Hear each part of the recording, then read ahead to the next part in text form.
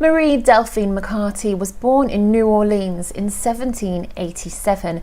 She was a member of the politically and financially powerful Macarty clan.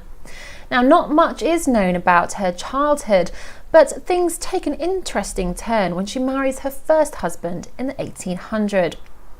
Don Ramon was from Spain, and she travelled with him to Spain while she was pregnant with their first daughter.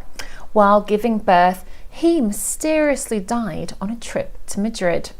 Delphine quickly packed up her bags and moved back to New Orleans with her daughter, where 4 years later she married her second husband, Jean Blanc.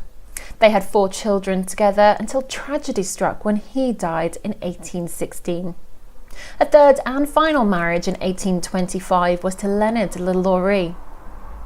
It was in 1831 that she bought the now infamous mansion on Royal Street.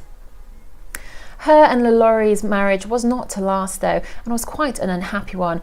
He packed up and moved out in around January 1834. Just before he left though, there was rumours around town that Delphine was treating her slaves very badly. In fact, it all came to a head one fateful day when one of her slaves climbed out of a window and fell to her death from the courtyard.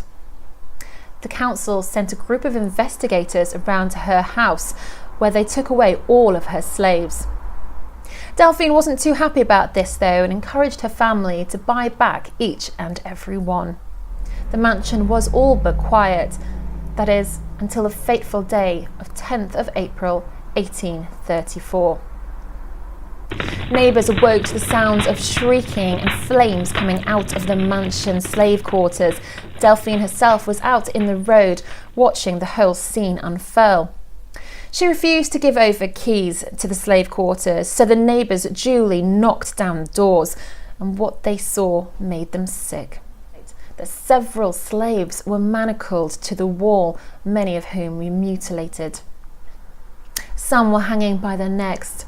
Others had their mouths sewn shut. Others had been flayed. One woman had all her bones broken and then reset so she could only crawl along the floor.